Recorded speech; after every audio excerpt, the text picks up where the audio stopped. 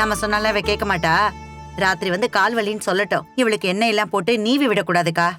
சித்தி, மனசுல இருக்கிற வலிக்கு முன்னாடி இந்த கால் வலி எல்லாம் ஒண்ணுமே இல்ல சித்தி.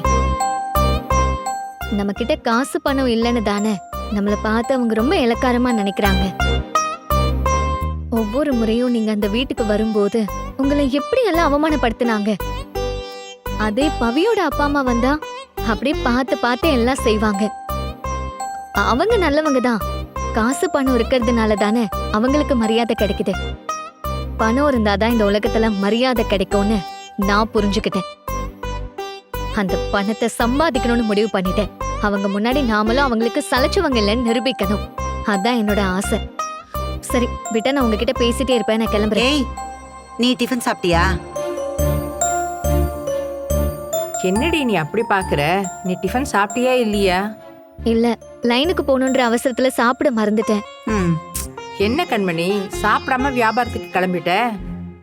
ஏய், பசியோட போனா எப்படி உன்னால சைக்கிள் மிதிக்க முடியும்?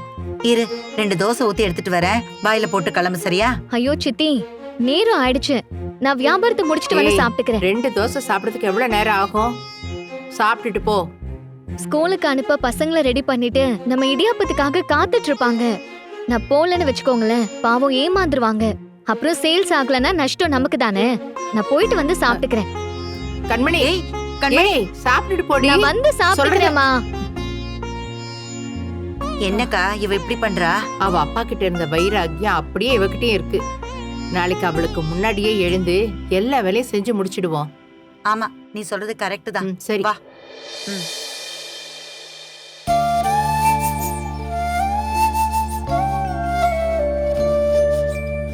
அந்த கம்யூனிட்டி கிச்சன் ஐடியா என்னோடது. அதுல வர லாபம்லாம் நான் உங்களுக்கு போட்ட பிச்சை.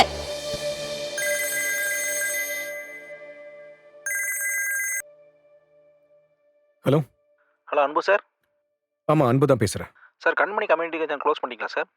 ஆமாம், க்ளோஸ் பண்ணியாச்சுங்க சார். அப்போனா ஆப்லேயே எந்த ஆர்டரும் ப்ளேஸ் பண்ண முடியாது சார்? இனிமேல் அந்த ஆப் ஃபங்க்ஷன் ஆகாதுங்க. சொல்லுங்கள் சார், என்னாச்சு சார்? என்ன ரீசன்? சாரி, ரீசன்லாம் சொல்ல முடியாது.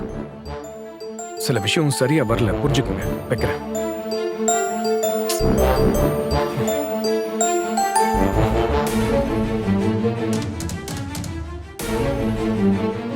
Excuse me sir. உட்காருங்க.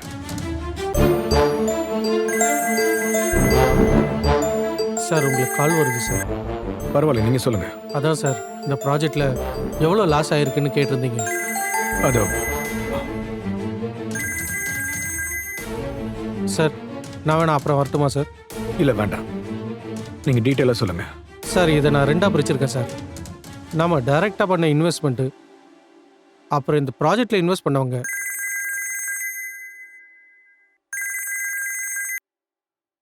சொல்லுங்க. ஹலோ அன்பு சாரா? ஆமாம் சார், அன்பு தான் பேசுகிறேன். சொல்லுங்கள். ஃபோன் அடிச்சுட்டே இருக்கேன், எடுக்க மாட்டேங்கிறீங்க. எடுக்க முடியாதான்? இப்போ என்ன? என்ன சார் இப்படி பேசுறீங்க? நீங்கள் ஃபோன் அடிக்கிற நேரத்தில் எடுத்து பேசுறதுக்காக ஃபோன் வாங்கி வைக்கல. ஏன் சார் அதுக்கு இப்படி கத்துறீங்க? அப்படிதாங்க கத்துவேன். லாஸ் உங்களுக்கு மட்டும் இல்லைங்க, எனக்கும் தான். அதை முதல்ல நீங்கள் புரிஞ்சுக்குங்க.